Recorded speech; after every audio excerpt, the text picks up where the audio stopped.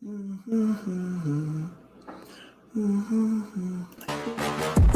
tell me that I can't, that I won't, that I fail, that I'll never make it out, yeah.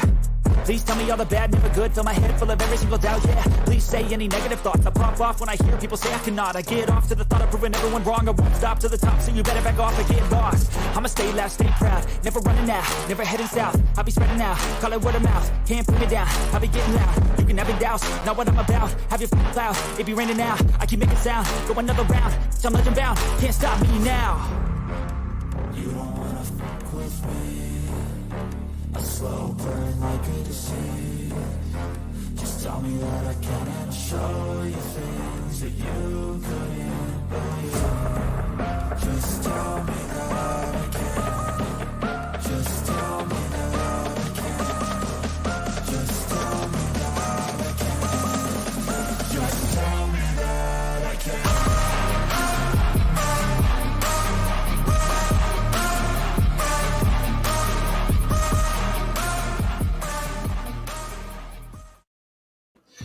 All right. Welcome to another episode of Unscripted with your boy Jay McLovin and my beautiful sidekick who must be applying some kind of moisturizer cream is why his face is not present. It's okay.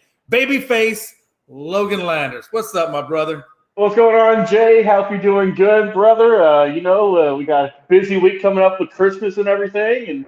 And if you're going anywhere, if our listeners, viewers go anywhere, just be safe out there, man. The roads are getting wild here in Georgia. It's getting a little colder and got some sleet here today, so just be safe. Yeah, it was funny. It was so cold. I saw one little snowflake drop. I watched it hit the ground. I took a picture of it and sent it to Frankie. I said, see, we got snow here in Georgia. Yeah. What are you talking about? What are you talking I'm about? not saying Anyway. New York ain't got nothing on Georgia snow, brother. Hey, listen. They might have the cold weather, but we damn sure know that they can't handle the heat. Because this heat down here I made the mistake, Logan, real quick. I made the mistake one day. I went outside. I went down the steps. I got to the concrete. I was walking blue, and I got halfway almost to where the grass was, and I realized, man, my feet were burning. So, Logan, I got blisters from it. Yeah. So, hey, you ever want to know how hot Georgia gets? That's how hot Georgia gets. Yeah, I'm about to say, I mean, that's the thing, especially with you, Jay, is that you tend to go places that are extremely hot with living in Georgia and then in Texas also. You just go wherever the heat is.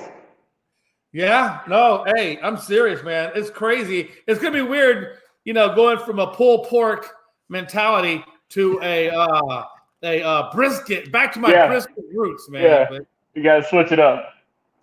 Man, let's get into some stuff, man. Hey, man, let me bring it up before I do. Breaking sports, breaking news. Ron Burgundy, what's new? I'll tell you what's new, man. Amari Stoudemire. Jesus.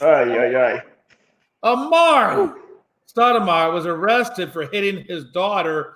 They charged him with battery. I can't believe, so he has two daughters. One is 17, one is 14. We don't know which, they didn't specify, or at least I haven't seen where they specified which daughter got hit, but apparently they were talking on the phone. She was talking on the phone with her mother, and I guess she was, what Amari would say, was talking back to her mother. And then I guess when she got off to talk about it, I guess Amari didn't like what she was saying, so he hit her. Now listen, I get it, man. Sometimes you're going to slap a child, whatever. Hey, my mom slapped my mouth more than once when I was rude. So I get that night. But again, that was like early 80s. So I get that early 80s mentality. But, man, in 2022, and look, and number two, if you're going to, if that's your choice of how you're going to react to it, why the hell is she bleeding? Logan, I don't get it, man. I post this on I didn't post it. They posted on the morning show a while back, and they called me crazy because I was calling that child abuse, and they were, and it's not like they weren't calling it. They weren't saying it wasn't like abusive.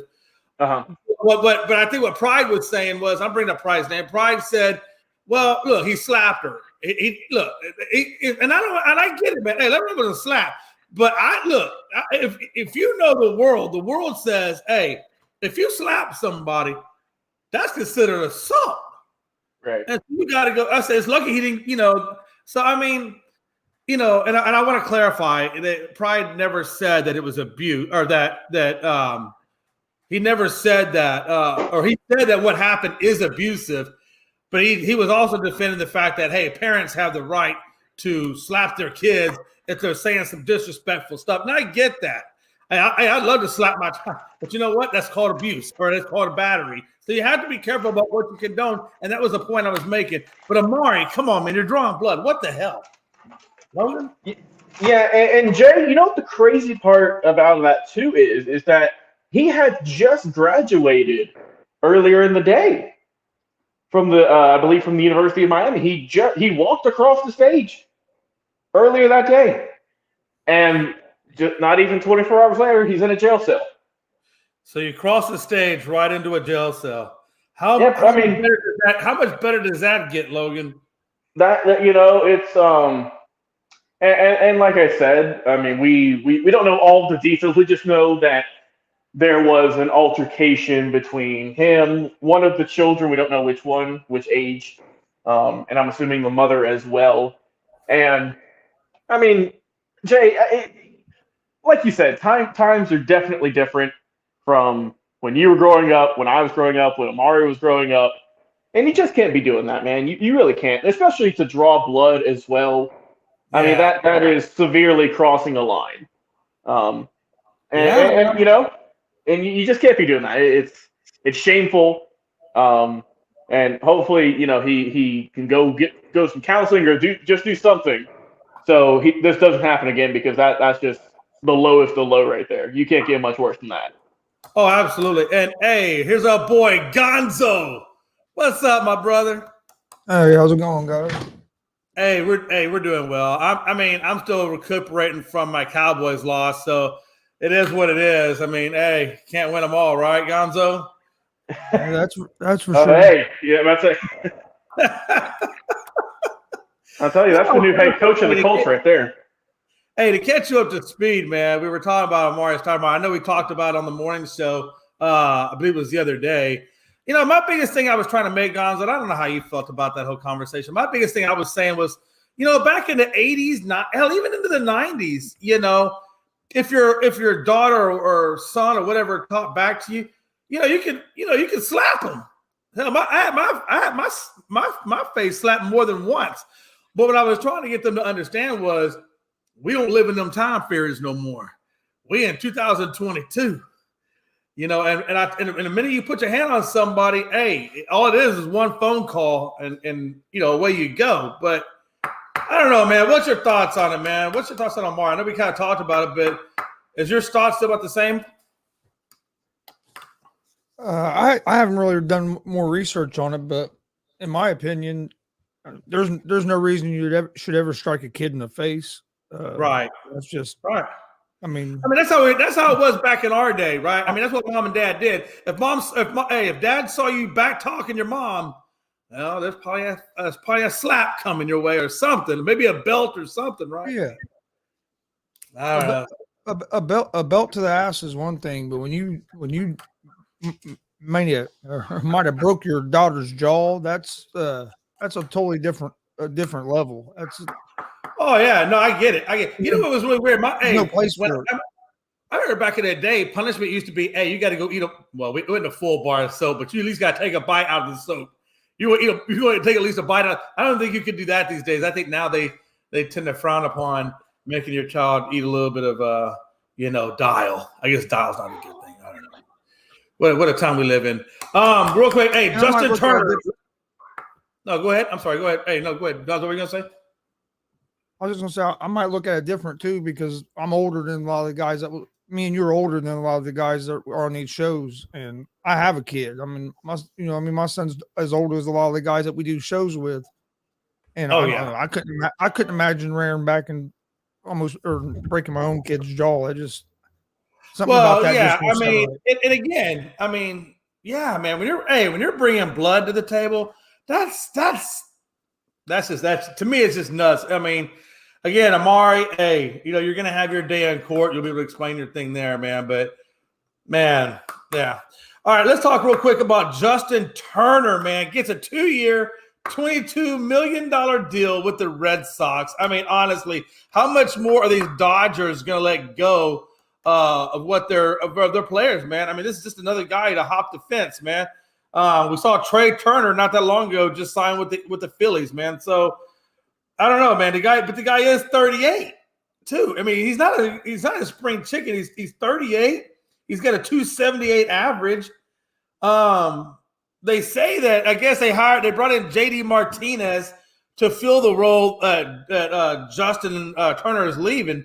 But what's y'all's thought process on the whole thing with the Dodgers, man? I mean, number one, what's your thought process on the Dodgers? And then what do you think about the Red Sox bringing in a 38-year-old player? Conzo? I don't think it's a bad move for the Red Sox just because you didn't break the bank bringing him in. And right. he's a guy that when he gets hot offensively can produce a lot of RBIs for you. So even if you have to use him as he gets older in the DH role, I still think he could be effective there. The Dodgers, though, it's almost like they're just selling everything, but they're not bringing nothing back in the cupboard. So it's going to be interesting. That this is one of the first years in free agency they haven't really made a splash on anybody where it's been more of the Dodgers losing players than bringing in people. Maybe they're trying to get down where they're not paying luxury tax anymore or something. But yeah, that's true. I didn't even think about that. It don't make a whole lot of sense because this isn't what I usually see from the Dodgers. Oh, hell no. Logan, man, what's your thought process on Justin Turner? Was it a good move all the way around, or if not, who lost in this, or did anybody lose? Oh, Logan, you there? You're muted. He might be right back. We'll come back to him. We're going to get into this show. Logan, let me know when you're back. Hey, real quick. Oh, one more thing I wanted to talk about. Frank Gore Jr. Frank Gore Jr. Gore, where have we heard that name before? What a time to be alive, man.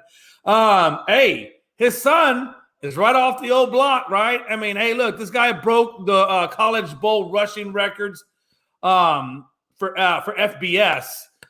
Excuse me, he went 21 attempts at 329 yards and 3 touchdowns for Southern Miss to get the win, 38-24 over Rice. Now, listen, he rushed on Rice University, which is an Ivy League school, by the way. So don't expect a lot of craziness of defense to come out that way. Still an impressive feat. I'm not going to take it away from him, but it would have been more impressive had he done that against Alabama or something. I don't know. I'm just saying. But, yeah, but he did do it. And, hey, regardless, hey, the man did it. He did get 164-yard touchdown in the second quarter.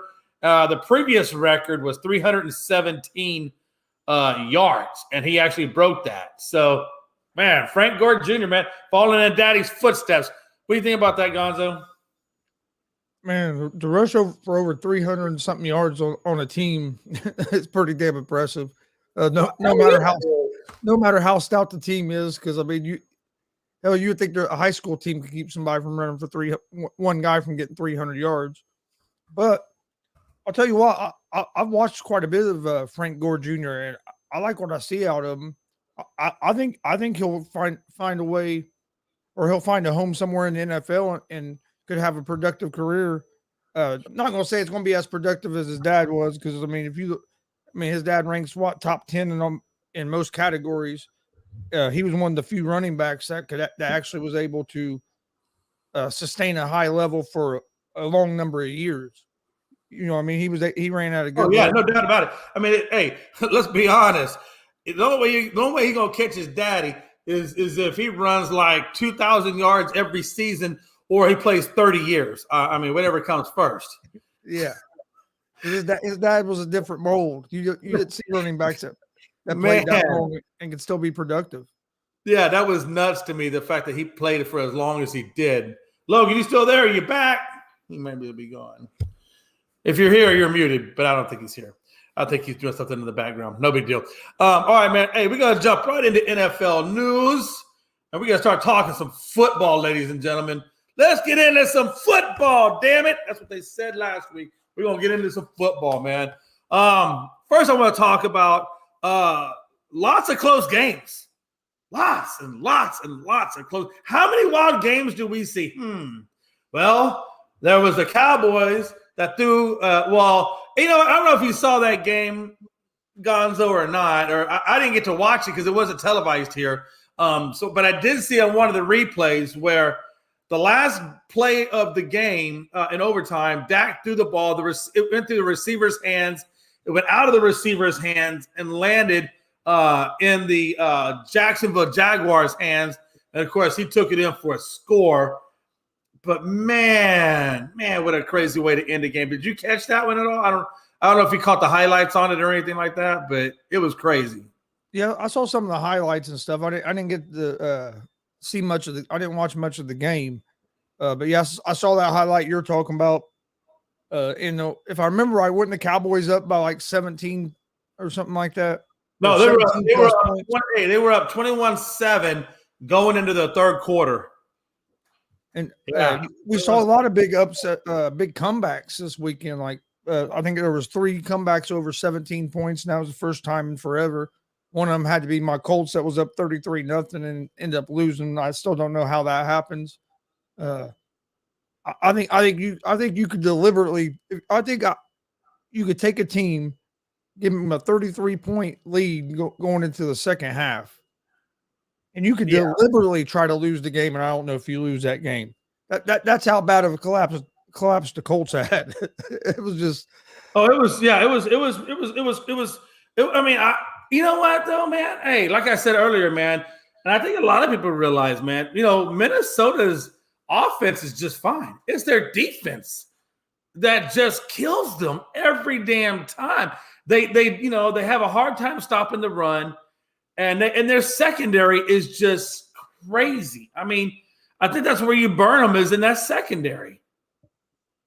It was, oh man, I don't know. It was a tale of two halves. That was for damn sure. Oh, it was definitely a tale of two halves. I watched most of the first half, and then me and Dad left because we had a wrestling show that evening, and we listened to it on the radio on the road, and it was getting ready to go in the fourth quarter, and I looked at Dad and said, "We're going to lose this game."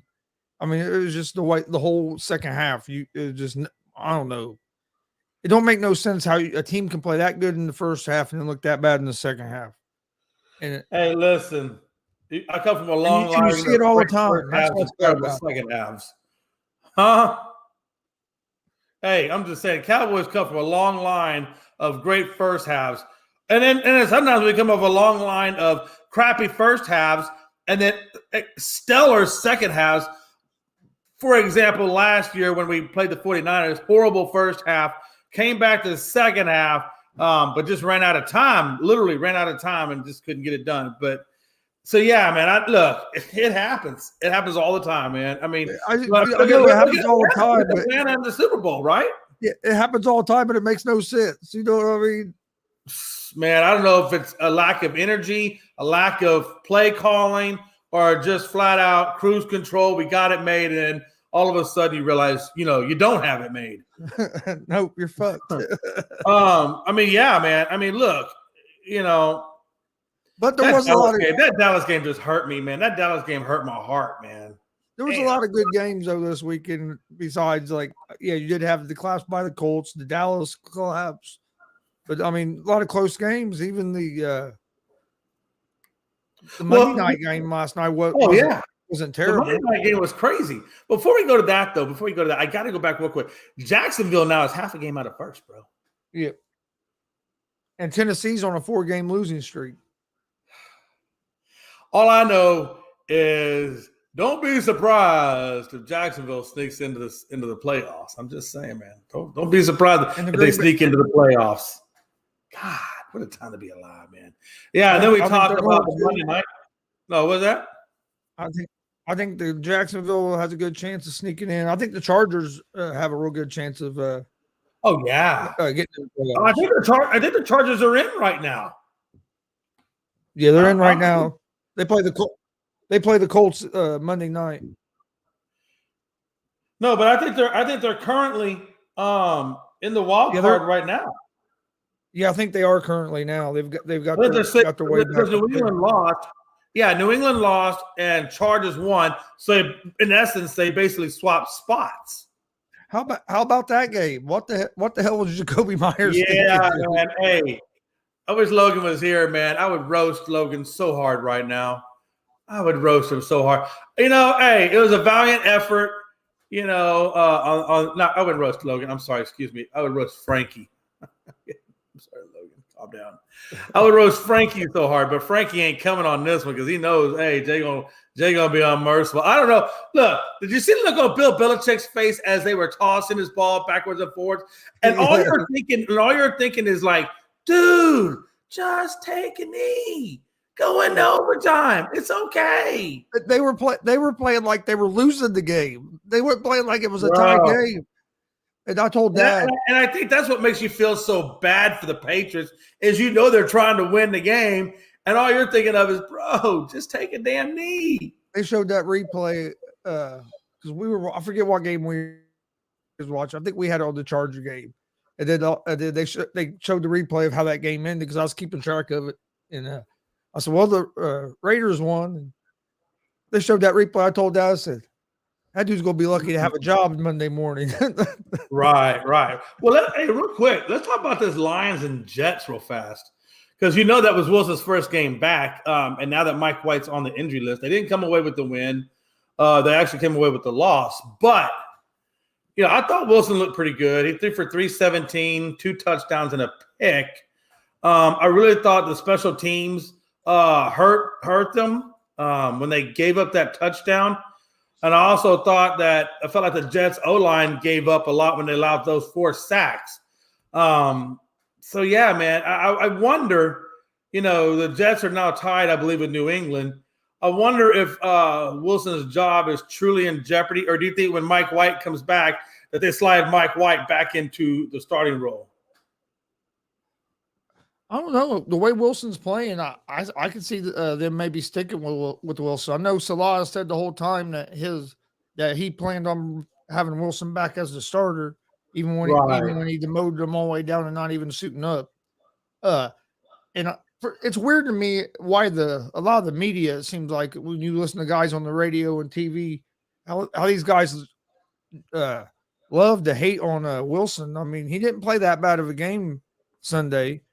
And then now that they're saying that he's going to start the next game because Mike White still isn't cleared, and you got all these people. Oh well, Wilson's starting, so I'm going with the other team. It's like I don't want with the other team, no matter who was starting at. Oh, absolutely. So I don't understand all the hate on Zach Wilson. What is he now? 5-3 as a starter this year. I mean, he was not. He has a winning record as a starter. And he got benched. How many quarterbacks get benched when they have winning records as a starter? So I mean,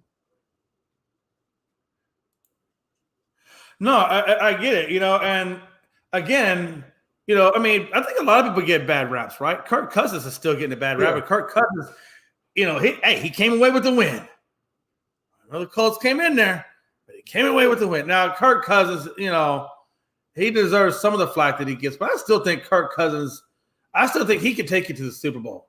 I really believe he can. Yeah, I think Cousins gets a bad rap too. I don't understand why some of these guys get raps like that when they really haven't done nothing really to deserve it. Well, it's true. I mean, honestly, you look at the Lions and the Jets now, and they're both 7-7. And they're both on the brink of a wild card right now. Honestly, the fight's not over. They're still in the fight. So, I mean, there's a lot of, like I said, man, like this season is just crazy. It's left, it's right, it's up, it's down. Nobody looks like a clear-cut favorite. Yes, the records will reflect that, Chiefs, and so forth have great records, but there's no clear-cut favorite to the Super Bowl. Who do you like in that game, the Lions and the Jets? Obviously, it was the Lions, because if you look at the Jets only gave you 22 carries, and all they got in return was 50 yards. That tells you right there, I don't want the Jets because they have no freaking run game. So, and then, I don't know what Breece Hall would have done if he'd have been there, but I know Knight and Carter just didn't get the job done. in all honesty. No, they didn't. Yeah, it was crazy. And then, okay, so then let's look over, like you said, to the Raiders. I do want to talk about one thing with the Raiders and the Panthers game. Mac Jones just looked terrible. He went 13 of 31, and he only got to 112 yards. Against the Raiders. He should be able to get a little bit better than that on the Raiders. The more I think about it, the more I'm just not sold on Mac Jones being the guy. I mean, what do you think? And again, I don't know how much of this is Mac Jones's fault and how much it's the lack of having an offensive coordinator's fault. I mean, what do you think about that whole Patriots mess? It's crazy. I don't understand what Belichick has going on over there. When it comes to Mac Jones, I think it's a combination of maybe both. Right. Because after you saw him last year as a rookie, I was expecting pretty. I'm not saying real big things, but I was expecting even more an improvement. Right. Absolutely. It's been more of a digression, and the common denominator in that is that McDaniels isn't there no more, and instead of having an offensive coordinator that kind of put the system around you that was going to let you play your best. Now you have a guy that's been a defensive coordinator his whole career, other than when he tried to be a head coach with the Lions. I say tried because he didn't do nothing over there. And then you're splitting the responsibility between him and a guy that's been a special teams coach his whole career. So you have two guys that have never called offensive plays before. Well, now you got a sophomore quarterback who should be going up on a rise, but instead of having that comfortable zone that he had with McDaniels, or having somebody in there that is competent to help groom a young quarterback, your quarterback don't believe in the guys that are supposed to be leading them, and I think that's a lot of this problem is. And you see it on him on the sideline, like, let's push the ball down the field. His philosophy and the philosophy of Patricia and Judge aren't matching up. And I think Belichick's going to have to make a change here at the end of the season and bring. Well, he has no choice. I cannot imagine. I can't imagine him going in next season with having two defensive coordinators be your offensive coordinator. I cannot imagine that. For the life of me, that would happen. But there's been a big digression in Mac Jones from last year to this year. Oh, absolutely, it's unreal. Absolutely. And that's the thing. That's what keeps me on the fence, saying, like, it's not really. I don't think it's 100% Mac Jones' fault per se, because I think some of it is a lot of it has to do with the play calling and the lack of development. Because what can a defensive guy teach a quarterback? And I mean, you can't really do a whole lot. So. Yeah, man, I think Mac Jones's his ability to grow is severely limited with New England Patriots until they can bring in somebody that can actually develop him or at least call the right plays. Oh my God, jeez Louise, man. Bengals and Bucks, man. Woo! 34-23. Burrow. Another monster game, right? 400 yards, 200 yards. I'm sorry, 250 yards, 4 touchdowns, and 1 pick, man. Wow. I mean, it's insane to me. That's insane to me. Brady went 30 of 44 with 3 touchdowns and 2 picks. Man. That was another game that was a tale of two halves. Tampa Bay in the first half played like a perfect half of football. Was up like I think 17-0 at one point on the Bengals. And then the second half, Tampa Bay couldn't do nothing right. You mentioned a couple interceptions by Brady. He also had at least 1 fumble, maybe 2.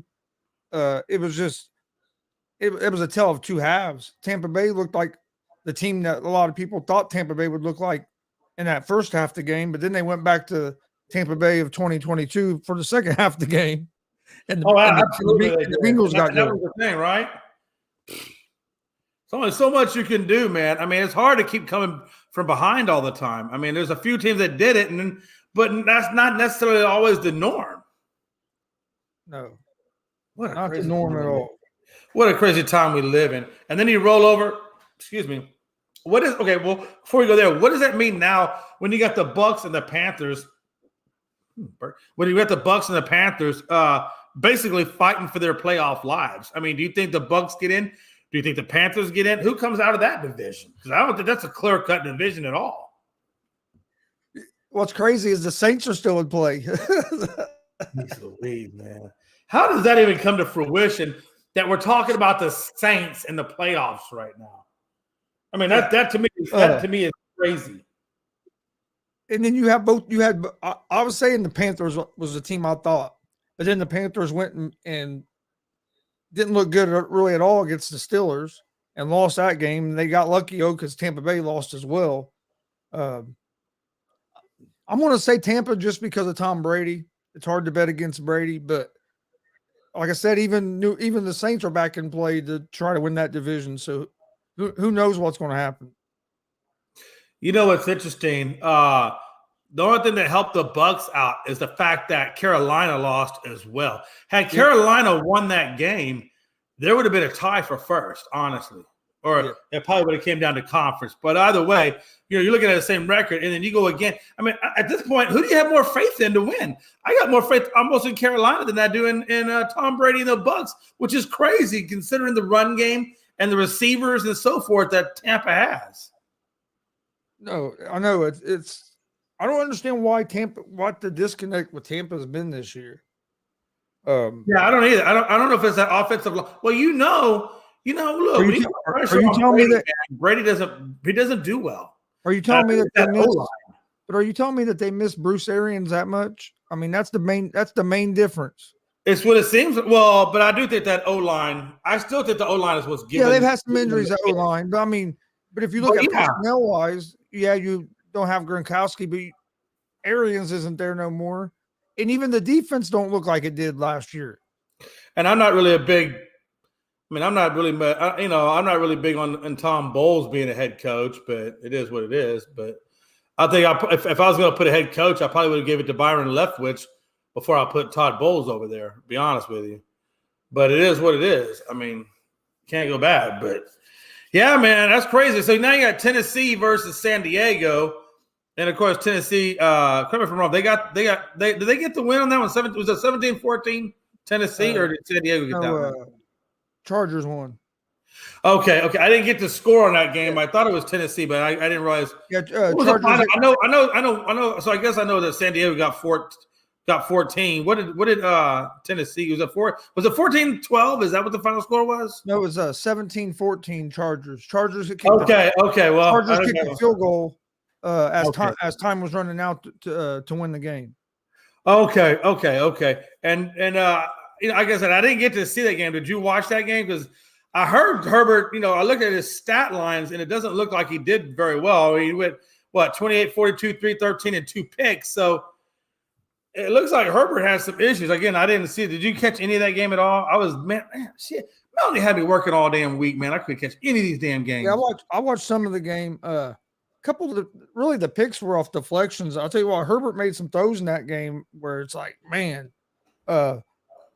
it seems like the Chargers always find ways to let a team stay around in the game, and it almost cost them. The Titans scored with about 45, 50 seconds left to tie the game up. Right. They were the Chargers was able to go down and get a field goal to get a big win. I'm just not sold on the Chargers coach. And it might not be the head coach as much as their play calling. Their play calling don't make a lot of sense with Joe Lombardi at the offensive coordinator. I think they need to bring somebody else in there because when you watch them play, it just don't. A lot of times it don't make no sense. But the Chargers are starting to get healthier at the right time with getting Williams and Allen and them guys back in the mix. So that'll really help them offensively. Hey, real quick. So Carlos Correa, introduction for medical concern or intro for medical concern. So it looks like the Correa to San Francisco could be on the hinges depending on this medical exam. I wonder I haven't had a chance to really read the article, but I saw that come across on my ticker. So I don't know, man. Be look out there for Correa and see what's going on with him out there in San Fran. But apparently that's not a 100% done deal until I guess they figure out what this medical issue is. And then you had the Ravens pick up Sammy Watkins today after. Yes, I saw that. And I wonder how that's going to help. I wonder how much he's going to help Lamar when Lamar is Lamar. Do we even know when Lamar? Nobody even knows when Lamar's going to be back, do they? They said what, a couple of weeks? I'd heard this week, but I don't know for sure.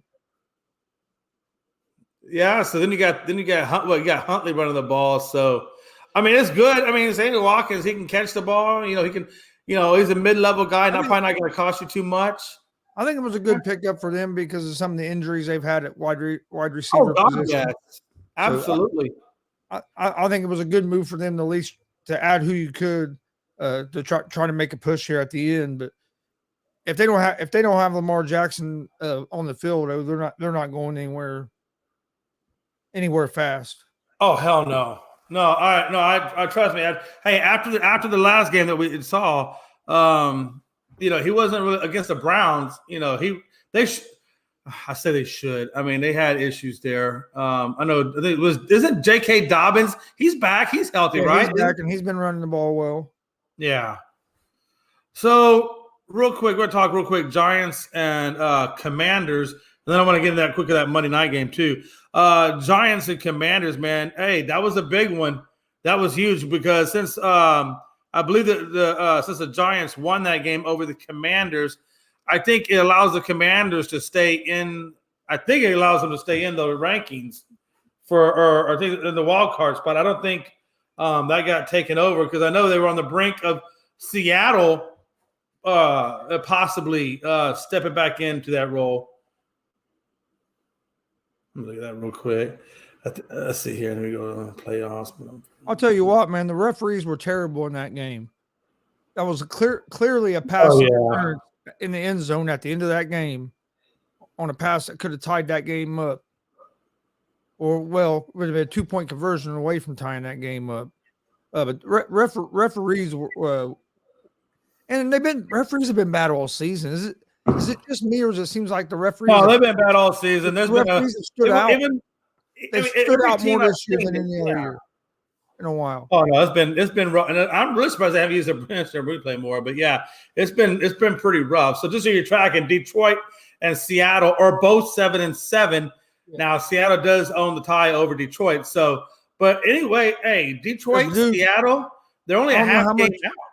I don't know how much that Giants and Washington game you watched, but the referees were terrible in that game. Referees really helped the Giants out in that game. Yeah, I wonder if it is kind of rigged a little bit, man. I don't think it's rigged, Damien. I don't think it is. I know it may appear that way, but I don't think it is. But at the other end of the stick, though, man, when you do see a lot of missed calls, like what you're talking about, it does kind of make you tend to wonder, like, what's really going on? Because, 1 or 2, okay, I get it. But when you have, like, 4 or 5 games affected with bad officiating, well, I think they need to change the replay. Yeah. You still only get 2 challenges, but you should be able to challenge a penalty. If a referee calls a pass interference, you should be able to challenge it. If you don't make a pass interference, or if they don't call one, you should be able to challenge it. Or a holding call. Sometimes you see holding calls that don't get called that are way worse than ones that they call earlier in the game. And isn't that also the one? Correct me if I'm wrong. And this is something else I think needs changed. If a holding takes place on the other side of the field from where the ball's at and has nothing to do with the play, right? Why call it? There's no reason to call it. It didn't affect the play. Only call the penalties that affect the play, not ones that are on the other side of the damn field. All that little ticky-tack. Yeah, all that little ticky-tack stuff. But again, they say if he's holding on a receiver, I mean that could have affected. Like a receiver, yeah. I mean, like you'll see one. No, if it's like the offensive lineman, like away from it, and then run his whole. Yeah, it's not gonna do nothing.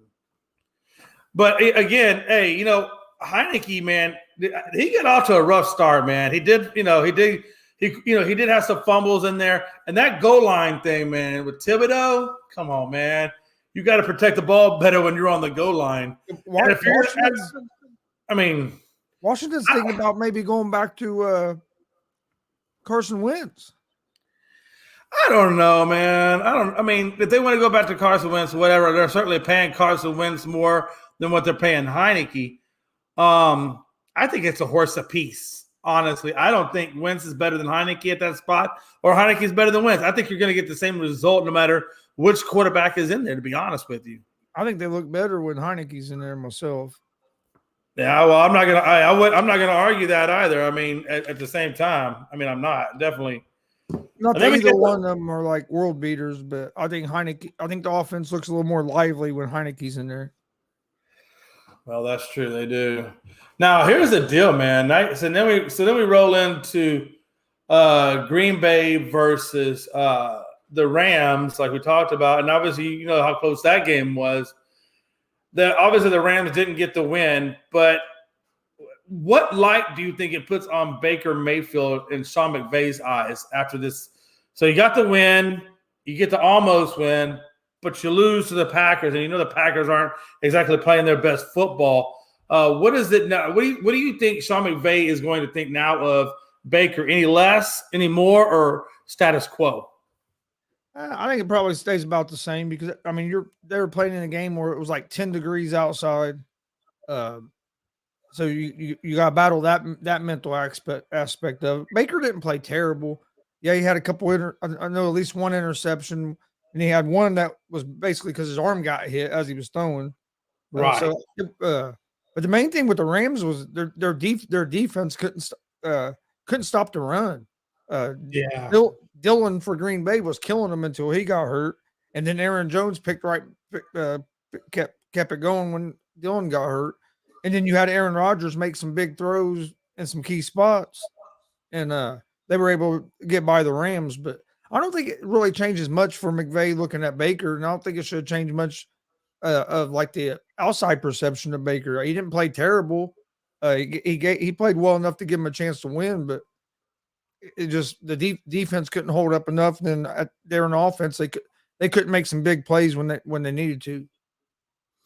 Yeah, I get that, but again, Baker had a very, very modest day with 111 yards and a touch and a pick. I mean, and I don't know how much of that was offensive line, how much of it he did get sacked 5 times. So I guess trying to tell you a little bit about the offense, but at the same time, I mean, I know one of those picks, the guy hit his arm, and I think he kind of threw it short, and he got picked off. I mean, so I don't know how much of that was really his fault necessarily, but definitely, he didn't have a very good day throwing the ball. I mean, he went 12 of 20, 12 of something. I think it was like he didn't look real great. I mean, 111 yards. I mean, is that more to do with the O-line? Is it with play calling, or just the fact that Cooper Kupp wasn't out there? I think a lot of it was the O-line. Green Bay's defensive line was getting pressure all night long. So he never really was comfortable back there in that pocket the whole game. So I think it was more of the O-line's the protection than it was anything. Yeah, I mean, and again, that hasn't always been, the case, for the Rams in terms of the O-line. But again, they lost some people too over the offseason. So I think that people say, well, how do the Rams go from this spot to this spot? And I'll tell you, it's injuries and people leaving. I mean, they had one guy last year that what was he like 41, and he finally called it a day and hung it up. And then, you just had a rash of injuries. You had Cooper Kupp. Losing Cooper Kupp was huge. Yes. That was huge. And the fact that they still haven't really truly solidified that run game back, that's I mean, there's a lot of things that really happened over the offseason that the Rams are really paying for dearly in the regular season that, which is why they, still aren't going to make the playoffs. What a time to be alive, man. Damn. Oh, I can't wait till next week. Bring on next week, damn it. Morant tossed for questioning the refs' integrity. I don't know if you heard about this, man, but basically, John Morant said a few curse words and then basically was ejected just before halftime. And they wound up losing that game to OKC, 115-109. But again, he got called for a second technical foul. I would imagine the first technical was when he used profanity, and the second technical most likely was when he questions his integrity. I don't know, man. I don't. It didn't really say what he said in particular to the ref, in the article that I read on it. But Wow, man. How crazy is that? You get ejected for basically cursing at him and then questioning who he is as a ref. Huh. I'm gonna have to read more into that. That's kind of funny because from what I'm seeing, it sounds like he got like 2 technicals real quick. Yeah, He that's what I'm saying. must- It happens super quick. I don't know what he said, but he had to say something that got under that referee's skin pretty bad. Hey, I would imagine it to be something like, if I had to look at this picture and tell you, hey, what was John Morant saying to the ref? It would be, hey, are you fucking blind? He was fouled. and then I'm just saying, man, if you look at the picture, that's what it reminds me of, man. I mean, there's no telling what that man said, but whatever he said, he got him 2 quick personal fouls, though, and an ejection. I don't know, man. Hey, if you're playing a basketball game, I get it, cursing, but why are you going to question a man's integrity while you're playing the game? If you're going to say anything, man, hey, get this though. Say it to somebody else. The official explanation for his early exit was that Morant was ejected for making derogatory comments about the officials to fans sitting courtside at the game. So he was telling the fans how bad the referees were, and the referee tossed them. Oh, so you know what he might be saying right there? He might be saying, hey, look, even that freaking guy can see that it wasn't a freaking foul. So, what a time to be alive, he got tossed for complaining to the fans about the referees. I mean, come on. Honestly, look, that is so ticky that I'm sorry, but that ref needs to get over his feelings. Yeah. Hey, that ref needs to get over his feelings. If you're that sensitive, you don't need to be in the world of sports. God, what a time to be alive. What a time to be alive. Jeez, man. All right, we're going to move on to the next topic. John Morant said he got his first tech for saying I got hit in my effing face. Morant said didn't curse at him. Morant told reporters, and he said, and he got another one because of talking to the fans. Oh, so what he was doing, he was complaining about getting hit to his face to a fan, and then the refs basically took it like, oh, this dude's out here talking to the refs about us, questioning my integrity. God, I can't say the word on air, but you can imagine it rhymes with wussy. Oh yeah, wussy.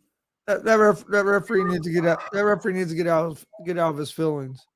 Bro, could you imagine this ref back at a time when the likes of Lambeer and the Pistons back in the day that were playing?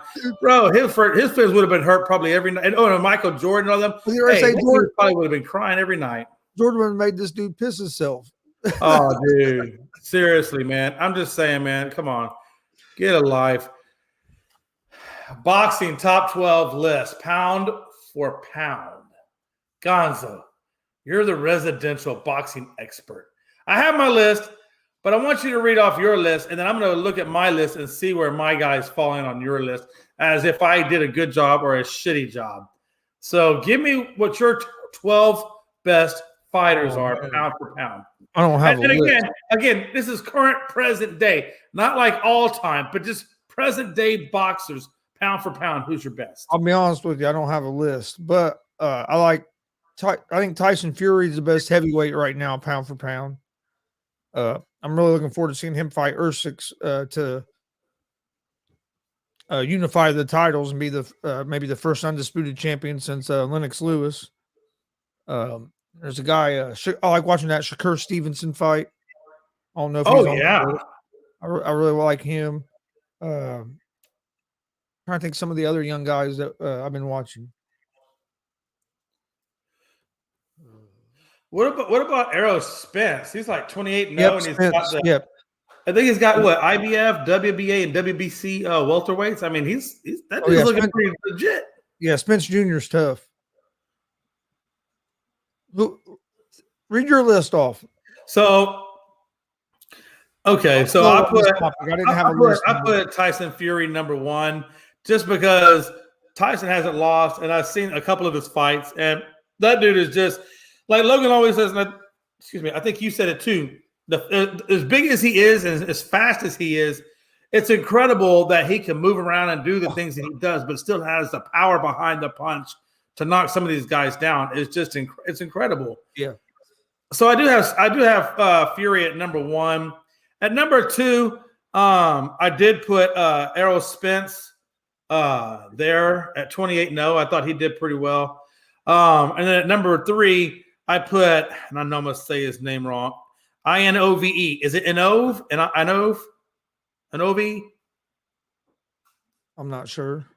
It's Inove. I always say his name wrong, but when I was looking at, when I was reading up on him, though, he's undisputed champion for his weight class. He's 24-0. I don't know, I'm probably saying his name wrong, but so I got him at number 3. At number 4, I got Terrence Crawford at 39-0. At number 5, I put Canelo Alvarez there, and then at number 6, I got Dimitri Bivol, the WBA light heavyweight, and then at number 7, I got Devin Haney, 29-0, the undisputed lightweight, and then this is where it gets kind of interesting for me.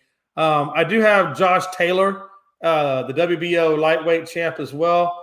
And then I have Shakur Stevenson at 19-0 at number 10. 11, I got Juan Estrada, the WBC super flyweight. And then at number 12, I got Janelle Charlo, the undisputed super welterweight, at 35-1-1 was his record. So that's the 12 that I have. Yeah. No, that's a pretty good 12. I'm also interested to see if Tyson Fury fights this Joe Joyce. I think that'd be good just because Joyce. But do you think? But in order to unify and become the undisputed, he's got to fight Usyk. I don't know how Usyk is not the next fight for Tyson Fury. Like, why would they agree for Fury to fight anybody? It's got to be this guy so they can unify the belts for the first time since before Frankie was even born. That's what you would think, but hell, Fury just got done fighting some dude. So I was like, why is he fighting this guy for? But I don't understand it. I mean, the logical sense is that Fury and Usyk would fight each other because let's be honest, there's nobody in the heavyweight boxing world right now that can beat Tyson Fury. I know Fury said he wanted to fight Usyk, and if Usyk wouldn't fight him, that he would fight Joyce. And then he's talking about fighting Wilder again after those fights. I don't even care about seeing him and Wilder fight. Do you think that Usyk is afraid to fight Tyson Fury and lose all those crowns? Do you think that's why they haven't fought yet? I don't think he's afraid. I'm not sure. It sounds like they're going to get one made for this upcoming year, and it looks like they might do it in Saudi, and it'll be a big money fight. And Usyk's a guy that used to be like a lightweight, and he's moved up. I mean, he's moved up weight classes. Yeah, I know they're going to go to Saudi because of the money, but it really pisses me off because I feel like that fight should be in Vegas. Honestly, I feel like it should be on the U.S. soil, and it should be in Vegas. But I know look, you go where the money's at, and if they want to do it in Saudi because they think the money's better in Saudi, I mean, I get that too. Or if they done it in the UK, hell, that one last fight that the Fury had against Wilder, there was over 100. They had 100,000 people in Wembley Stadium.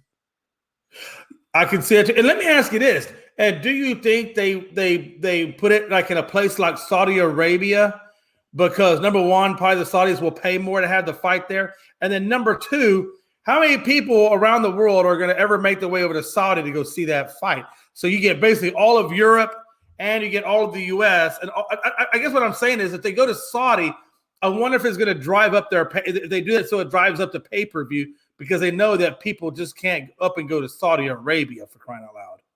Yeah, I think that's a lot of it. Plus, I think it's around where Usyk is from. So he's even a bigger star over there than what he is here. Right. You know what I mean? So and in the storyline of Fury going to his territory to fight him and become the undisputed, you know how boxing likes to build those storylines up to the fights. But absolutely, I hope it happens because we see it. And it's the thing that's hurt boxing in the past is you don't see a lot of the big fights until guys are past their prime. Right. And I think that really hurts. Like Pacquiao and Mayweather, we never got to see Pacquiao and Mayweather when both of them were at their prime. Yeah, we saw them. We saw them Mayweather in his out the time door. versus the Pacquiao that was aging. So I mean, it happens. I would love to it see a happens a lot of Pacquiao, a prime Pacquiao versus a prime Mayweather would have been amazing. I think that's what hurts boxing is a lot of times we don't get to see the fights until it's guys are past their prime. And that's it, right? I mean, like I said, the belt hasn't been unified since before Frankie was born, way back in a day. So why not have that fight? Why not unify these guys to help the sport of boxing to see if somebody can actually, unless they're, like I said, unless there's other outlying issues that I don't know. I just don't understand why this fight. It would be a big pay-per-view and a big success for boxing if they had this fight. You know what I mean? Another thing about boxing is there's too many damn titles. Oh yeah, no, I get it. There's I don't even know, man. Like I know Logan was naming. I think you named off a bunch. I mean, I don't know. I mean, I think we named off what 6 or 7 organizations. I think that are out there roughly. Yeah, I mean, crazy. Yeah, need to get back to where capture. The titles mean more when there's less of them. The more titles there are, the more kind of watered down it gets. You know what I mean? That's what I feel like too. I agree with you. Absolutely. I think I think it should just be 1, maybe 2, maybe WBO and WBC. I don't know, but then they got IBC. It's crazy how many damn. It's crazy how I don't know why you need an international boxing committee when you already have a world boxing committee. Doesn't world encompass international? You would think, and yeah, you would think it would encompass. I don't understand why you need an international when you already got a world. I don't understand. I mean, did the international people outside the U.S. I mean, is it basically the country or the country of the United States, and then everybody else is the world? Yeah. Or international? I don't get. Whatever. And I don't understand why you can't have one main organization. You can still have your other ones, but have your one that's like your main one where that's the the most prestigious. Like you have for example, like you have the NBA. Well, then you have other basketball leagues, but they're not as big as the NBA. Or even like in MMA, you have the UFC is like the number one promotion. Right. Then you have Bellator and some of these other promotions where fighters can still go fight and make money, but it's not considered that top level like UFC is. I get it. I think that's what boxing is missing. Where if you had that one top organization where all the best fighters were at, and then you had these other organizations where guys were trying to work their way up, I think it'd make boxing a little more interesting to some people again. Damn, John Monroe says, old school boxer I hated / despised after the no mas match. Durant gave up. Yeah, he did give up, but it is what it is, man. Yeah, Roberto Duran, man. Jeez, Louis. We just had his son on here. It seemed like too long ago. Maybe a few months back, we had Robert Duran Jr. on here, who's currently boxing. I believe he's boxing somewhere out of Florida. But, damn, what a time to be alive, man. Damn. All right. And then I wanted to kind of talk about this a little bit. We've talked about this before, but I wanted to revisit this again because when we talked about it the first time, there was no NIL, and I think the transfer portal had just come into play. But I wonder why are bowl players who are now getting paid NIL money, if you're not getting paid NIL money, okay, I get why you would sit out because you want to preserve yourself before you go to the NFL draft. You don't want to get hurt. You don't want to take risks. I get it. I'm with you. I'm on board. The problem I have is if you are an NIL athlete, which I would imagine most of these notable guys are at some level NIL athletes, for whatever, if they're not, I can't imagine why they wouldn't be.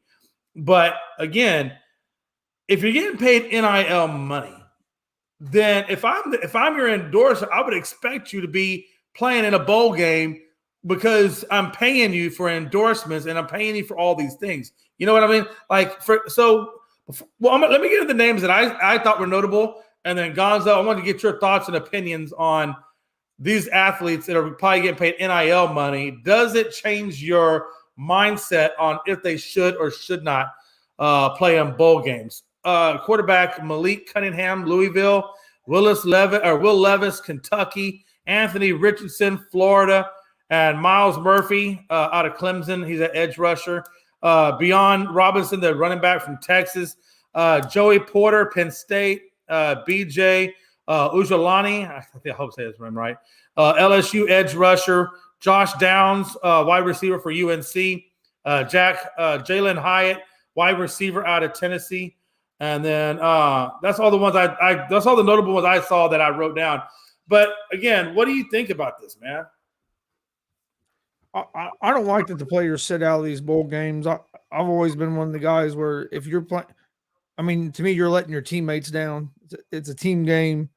I think I'm hoping that maybe expanding the playoffs will stop some of this because now you'll have more teams that are still have something to play for, and maybe the guys will play. And it's also like you said, these NIL deals. If I'm paying a player all this money for NIL, I want them out. I want them out there on game day. Oh, absolutely, absolutely. So you can see that maybe started affecting some of it too. But I don't know.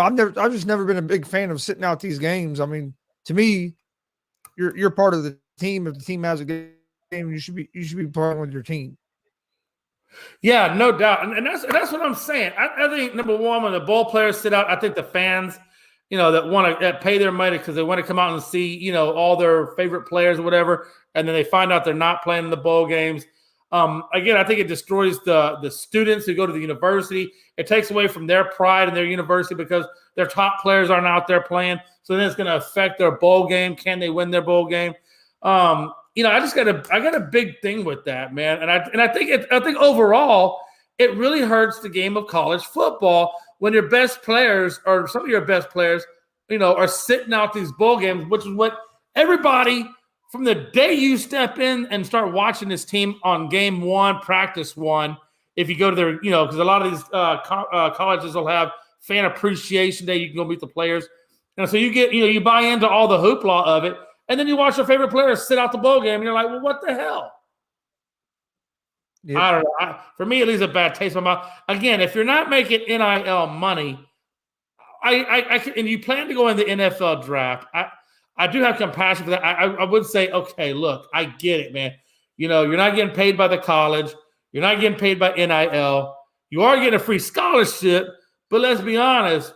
I can go to NFL, and then my first year, I've already paid my college tuition, and I probably paid for a brand new home. So I think the athletes probably like, screw you. I don't need your attendance money. What I need is the exposure. So if I'm college and I'm giving out these contracts, I mean, I don't know. Or I shouldn't say even college. I think it's really more the endorsements, right? So if I'm quote unquote Nike and I'm giving Malik Cunningham, $2 or $3 million in an NIL deal. If I'm Nike, I'm like, hey, you're going to sign this contract saying you will be in a bowl game if your team is in a bowl game. Like, you know what I mean? Or I'm not going to give you the money. But man, what a time to be alive. What a time to be alive. Yeah, I just feel like if you sign a contract, you should obligate yourself to complete that contract, especially if you're being paid for it. Because now you're not a college athlete. Now you're a professional employee of Nike or representative of Nike. You know what I mean? No, I agree. I agree 100%. He says, so Damian Hernandez has his 12. He's got Fury, Stevenson, Spence at number 3. 4 is Canelo. 5 is Ruiz. 6 is Crawford. 7 is Triple G. And 8 is Roberto Duran Jr. Look, I like Roberto Duran Jr., so I'm not going to say anything. I support Roberto Duran Jr. and all that he does, but that's anyway. Number 9 is Anthony Joshua, and number 10 is Usyk. Oh, Jesus, now you lost me. Number 11 is Lomachenko, and number 9 is Jamal Charlotte. Well, there's a few in there that I'll agree with you, but a lot of it I don't agree with, and I'm pretty sure Gonzo's like, why did you put that up there? And then Damon goes on to say, I think it's okay to sit out some of these players, especially they're a prospect of the draft. I get that. If you play the player can get in. I get that. But we're not talking about that. We're talking about NIL money. If a player is getting paid NIL money, then he should play because he's getting paid for his time. Just took a Tevin, but just look at I get it. That's the Bears that didn't even get to play. I get that. I get that. And again, I've said it before. If you're not being paid by the school in terms of endorsement deals, then yeah, you have the ability to opt out if you're planning on going to the draft and so forth. But at the same time, if you're being paid by NIL deals, and let's be honest, Gonzo, damn good and well, these universities are setting up NIL deals for these athletes. If you don't think that these schools are almost a middleman, if not, quote unquote, an agent for these guys, then you're sadly mistaken. And then, which is another reason why I feel like they should play, because these schools are getting you NIL deal money. They're getting you, full ride scholarships. I mean, what more do you want? Why are you not playing? And let's be honest, Gonzo, these dudes aren't worrying about that when they're in their sophomore year, right? They're going out there, they're playing their whole heart out. They don't give a damn until it gets to their junior year. Now it's, oh my God, and all of a sudden now it's like, I want to hold back. I just don't like it. I don't like the whole thing, man. I think the whole thing just stinks. If it was me, I would tell the NFL, if I was the NFL, I'd be like, if you want to come to play for the NFL, you first have to go through 4 years of college, damn it. And I think 4 years of playing. And I think that's why you're going to see there's going to have to be some kind of regulations put on NIL here in the future, because I don't think it's going to be sustainable, the format they have it now, where it's basically no rules, it's just a free for all. I think you're going to see some kind of rules and regulations coming out on it here in the future. And yeah, and again, if we start expanding. If we start expanding to 12 teams or 8 teams or whatever they're going to do, what are we going to say when, these players start opting out of these bowl games, right? Or these national games? I mean, what if we get to the national title and we got people opting out? My point is this. College is already watered down enough. How much more is it going to get watered down if we continue to lose, if they continue to lose players that aren't playing in bowl games? Like, do you really care about a bowl game if people are sitting out? I'm not. If you're sitting out, if my best players are sitting, okay, watch this. I'll take, for example, Will Levis isn't playing for Kentucky. How many people are going to go to Kentucky games or are going to care about whatever bowl game that Will Levis is in if he's not out there, if Kentucky's there? You know what I'm like? You know what I'm saying? Like, it's like, I think it just affects a lot of stuff. And now it's like, you look at college football and you're like, yeah, it's just another professional sports franchise. Yeah. Almost kind of like the load management issue with the NBA. Yeah, it's exactly what it is. It's load freaking management like the NBA. I'm just saying, it used to be a time when I would love to watch college football. But now that these guys are professionally sitting out, it's just, and especially if they get NIL deal money. Okay. I mean, I understand it if you're not getting paid. I get it. You got to look out for yourself. You're trying to get the next round of money. But if I'm sitting there paying you millions of dollars, I expect you to be on the field in a bowl game. I just have certain expectations. But again, hey, it's my opinion. And that and $1.25 still will not buy you a pack of cigarettes. And Gonzo knows it's true. Man. I remember when cigarettes you could buy for $3 a pack. Now I look at it, it's like $6 or $7 a pack. I'm like, damn. What a time to be alive. So what were the worst NFL moves of 2022 offseason? Gonzo, what do you think? What players, whatever, were the worst moves in the NFL this past offseason? Denver Broncos with hire Nathaniel Hackett as their head coach, and then and then the Russell Wilson move. I think them two moves have to be considered as the one. Is it 1A, 1B? Damn, John Moreau says $13 a pack in Connecticut. I'm going out. Fuck out. Ooh, I don't live in Connecticut. Hey, all I know is I'm glad I quit smoking and took up drinking. It's a lot cheaper. I don't know about that, but No. Now that I go to the VA, I have cut my drinking way back, and it's affordable now. And cough syrup isn't that expensive. But anyway, as we were saying,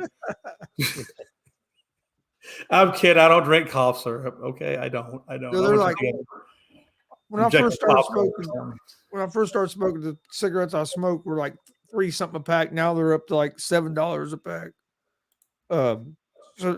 So I don't smoke those no more. I smoke the cheap ones. But anyway. Yeah. Oh, he says Packers extended Aaron Rodgers' contract was stupid. I don't know. I don't think that was the worst. I don't think that was the worst move. No, that's not the worst move. Oh, there's plenty of worse moves out there. I haven't even got to mine, but yeah, I'm definitely with you with the Hackett being the first 1A and then 1B being Russell Wilson. Look, you got a guy that's missing the rest of the season with a concussion. You got a guy that clearly has a problem with the coaching staff because he can't get on the same page, or the coaching staff just doesn't know how to use Russell Wilson. However you want to look at it. How I look at it is they gave up 2 first-round picks, 2 second-round picks, a 5th-round pick, and on top of all that, it's like, what the hell? What the hell? And he gets 60 million, 245, whatever. I think it's 245 million. Yeah, and you can only. That's a bad move. There's something wrong with you, but I don't think Nathaniel Hackett was a good choice as coach hire, but you can only put so much on Hackett as well. Some I get it. Go on Wilson. Oh no, that's what I'm saying. That's why I call it 1A, 1B. Because honestly, you should have never brought in Russell Wilson if you had Hackett. You should try to find a quarterback that could suit Hackett. Maybe a more pocket passer friendly guy. You know what I mean? Because that's what Aaron Rodgers for the most part is he's the same mold as Tom Brady. They're traditional pocket passers. And so you need a pocket passer type of coach. You know what I mean? What a time to be alive. But no, the word, he said, let me see what Damien is. Just something about the Texans. Texans not trading Baker for Watson. Man, I would have probably gone with that. I would have been okay with that. I think would have put him in a better position for sure. And Baker would have been cheaper than Watson. So yeah, I'm okay with it. If you want to trade Baker for Watson, hey, I'm all about it. And again, nobody wanted to deal with Watson until after he cleared all those charges. And that's what took so damn long, was clearing the charges. And it's not like they're going to wait forever. No, but I'll tell you right now, I got 2. I'm not going to, because I actually had 4 on here, but you took away 2 of them with Hackett and Russell Wilson. So I'm going to go to the last 2 that I have, right? There are other ones out there. Don't get me wrong, but these are the 2 that I have. Carson Wentz for being traded over to Washington was a bad one. It's not every day that you pay $28 million to have a guy sit on the bench behind a guy who's named after a beer. So yeah, man, putting Carson Wentz on the bench absolutely qualifies that as the worst mistake. At least he's named after a decent beer. Hey, I don't know, man. I gotta be honest with you, and we're gonna go down this. I'm not gonna go down that rabbit hole, but what I will say is this. I gotta be honest with you, man. Hey, listen, when it comes to beer, Leinenkugels makes a really good beer. It's actually a division now. It's a micro division of Miller Brewing Company. They make a good beer. But I will tell you, man, hey, ever since I got into this handcrafted beer and going to these micro distilleries or these micro breweries that make handcrafted beer, I don't even care about the commercial beer anymore. Like, I don't even want to drink Bud Lights. I'm just so enamored with craft beer now that I just – because one day, let me tell you something now. Once you have a really good craft beer – and then you try to go back and drink that stuff that's packaged and put into a grocery store bin, I'm telling you, man, it's like night and freaking day. It's not the same. Night and day. I got a brewery that I'm representing right now, the Guardian Brewery. Hold on now. No. Gonzo, that's not how we're doing that. Let's do it correctly. Now, go up there close so you can see it. Well, just tell me the name of it. It looks like a crown, though. Yeah, it's a Guardian Brewing Company. Guardian Brewing Company. There you go. Free shout out. Yeah, man. Hey, look, Gonzo, we gotta do that right, man. You can't give me no half-ass presentation. Yeah, It's actually a couple guys I went to school with that they started brewing at home, and then now they are I mean they got beer at restaurants everywhere. They have Nice. they have a brewery here where you can go a tap room here you can go in there and drink beer and shit. Hey, look, guys, Absolutely. to the viewers that are listening, and obviously, clearly, Gonzo is on the same page with me because he's wearing. My dog has a T-shirt that he wears when I go out when I take him out to the bar. Because every now and then I gotta take Blue to the bar. So I usually take Blue to the bar on Saturdays. So we call it Saturday Bar Night. And I got this shirt. It says Double-Ation Brewing Company, and that's the one that's out here in Richmond Hill, Georgia. And I'll throw on that little shirt, and man, I take him in there, and the females fall all over him. And hey, Blue's a whore. If y'all don't know Blue, man, one of these days I'll put a picture of Blue on here. But Blue's a whore. He's a straight up whore, but he's my whore, and I love him. What a time to be alive. Okay, we'll go on to the next subject matter. Final thoughts. Did we have? I thought I had one more. Did I have one? No, I guess I didn't have one more. I thought I had one more, but I don't have one more. That was it. Gonzo, damn it. And my hour and 15 will be proud of me. Final thoughts, Gonzo. I was going to say we have a quick show and Logan's not even here to take part of it. Yeah, I usually get bitched out from Logan, man. Dude, you got to get it down to an hour. Man, listen, I can't get shit down to an hour unless it's sex. If it's sex, I can get it down to 20 minutes or 20 seconds. Maybe not. If it was 20 minutes sex, I'd probably pass the fuck out, honestly. Worst offseason move was Steelers signing Trubisky and drafting. Yeah, hey, look, man. Hey, I'm okay with them signing Trubisky, but as your starter, not so much. Maybe more of a backup role. There was one thing I saw in here that I wanted to talk about. Oh, no, you know what? We'll wait on that one. I'm going to talk about the Correa one on Thursday, so we'll wait on that. Yeah, man. Final thoughts. My final thoughts. What are your final thoughts? Hey, real quick, what do you think about the Jalen Hurts injury to the shoulder? Yeah, let's talk about that real quick. I'm glad you mentioned. Because I meant to write that down and I didn't write it down. So I'm glad you actually brought that up. That's a good thing to talk about. And it's not even only his shoulder, right? It'd be okay if it was a non-throwing hand shoulder. The fact that it's on his throwing hand, that's huge. That's huge.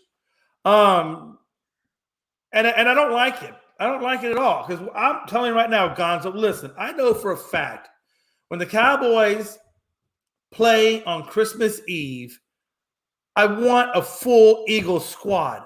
Because if we beat the Eagles and they don't have Jalen Hurts on there, I'm never going to hear the end of it. Hurts didn't play. You only won because Hurts didn't play. You'll never hear the end of it. It's just always going to be a lingering. And I'm okay. I get that. You're right, because it won't be the same. Because Gardner Minshew is not a bad backup, but that's not who I want to face. I want the best. So I want people to understand. I'm a Cowboys fan. And I'm telling you, I don't want Gardner Minshew. I want the best that Philadelphia Eagles have to offer me. But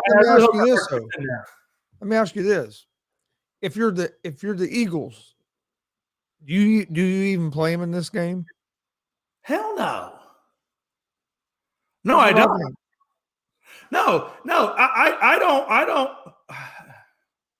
No, if he's not 100%, I don't play. As much as it pains me to say that.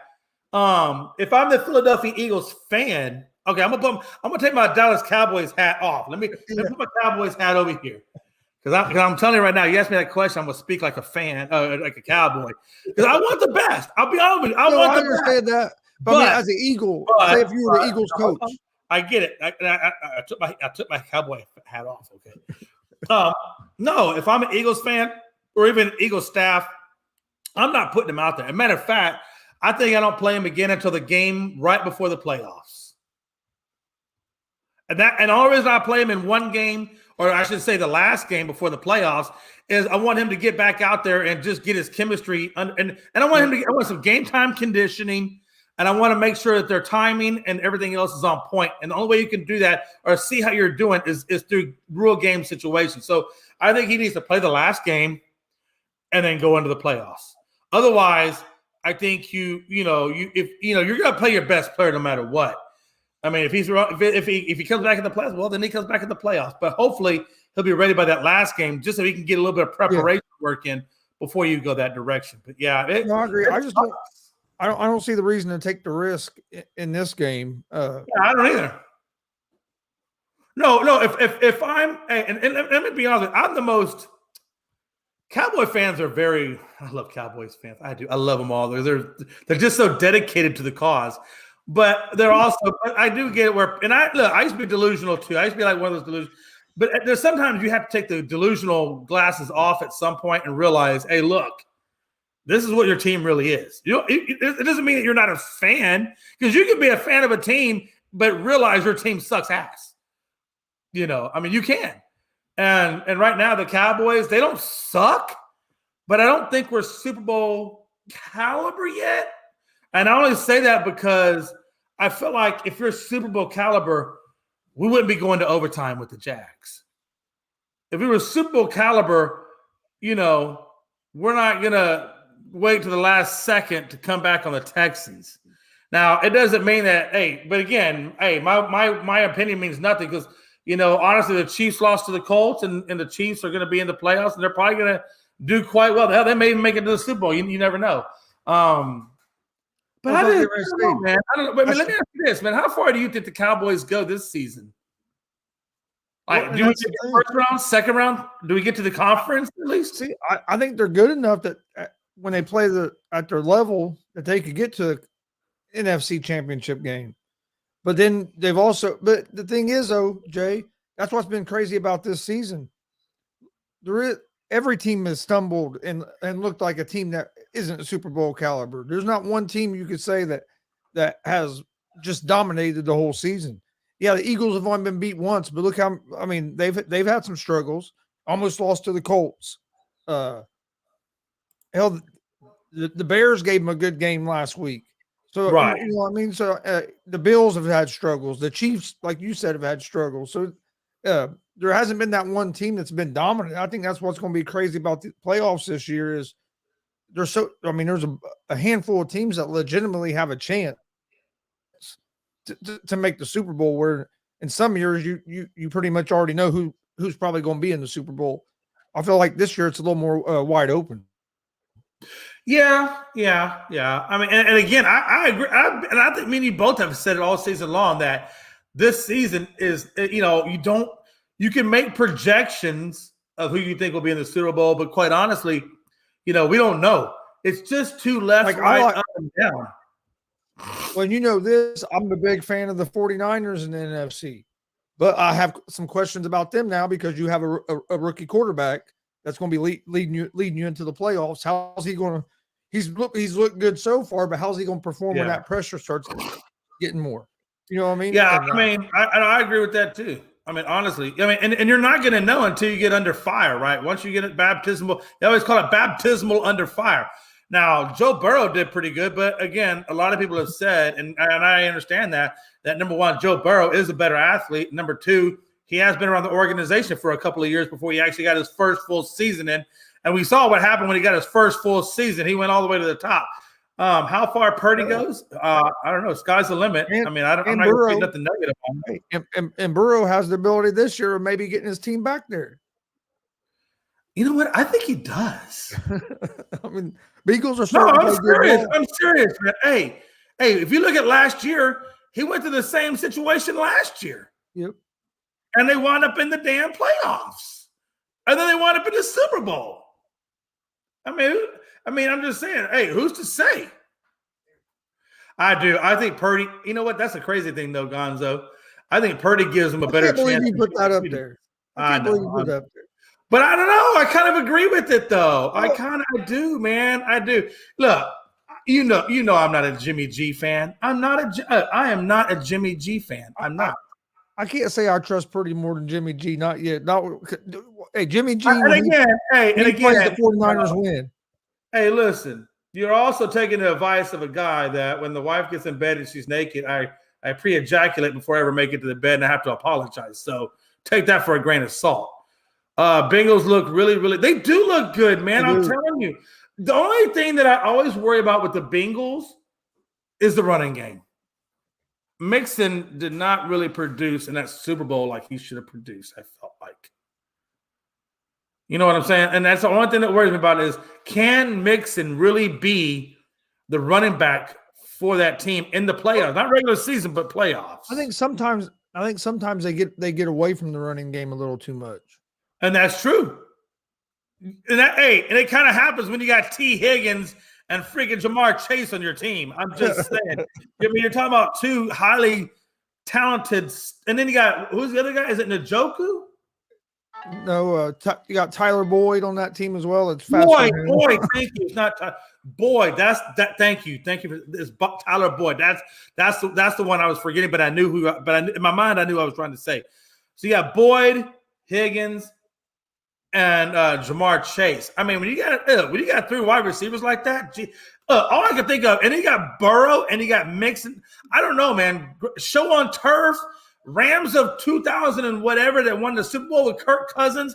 The offense, I don't know about the defense, but the offense has got to remind you of that a little bit. You know what I mean? Mm-hmm. But then again, they did have Marshall Faulk in that Super Bowl winning team too. So take that with a grain of salt, I guess.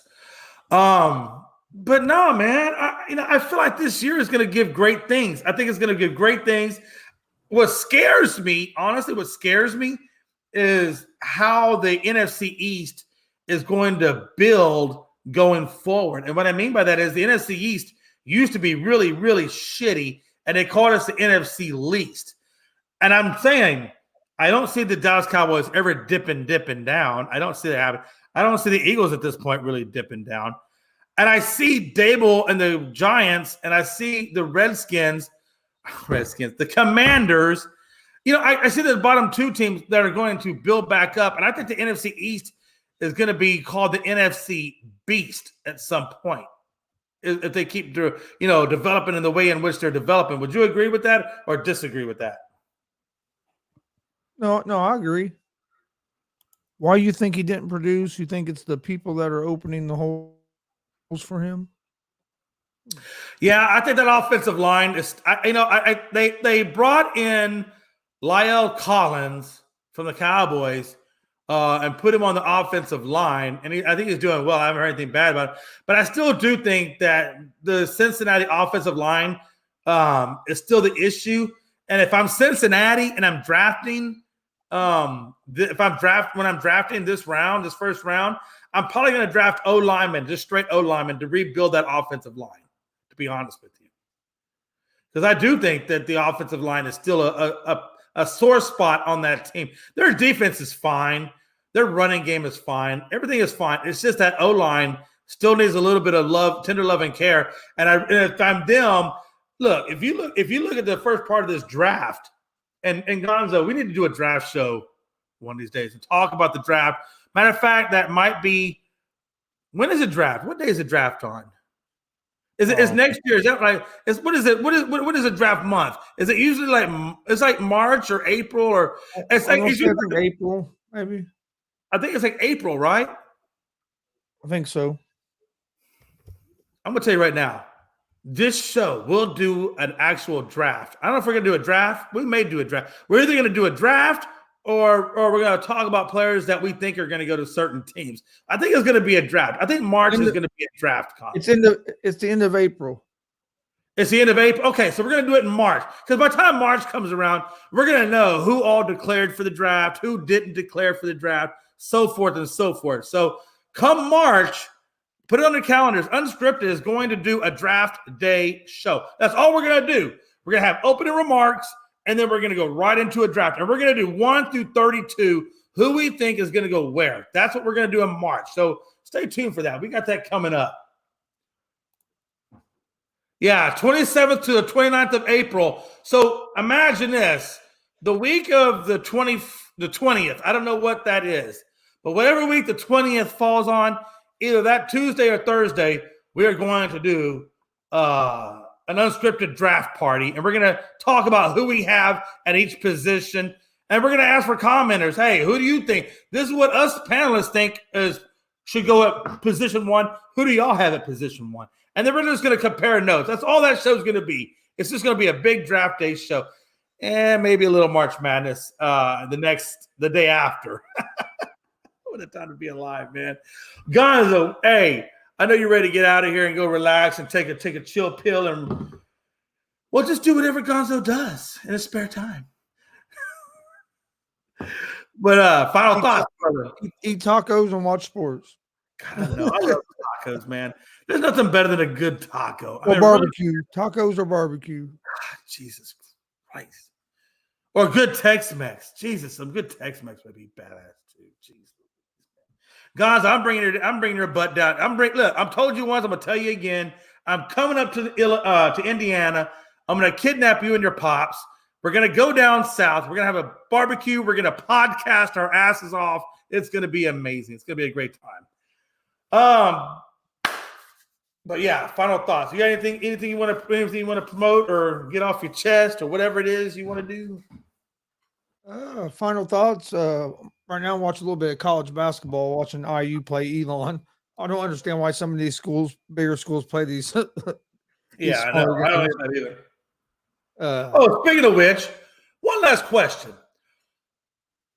Since you brought up college basketball, you know the number one spot has floated around by different schools. Houston had it, Purdue had it, so on and so forth. Who do you think right now is your true number one team right now in college basketball?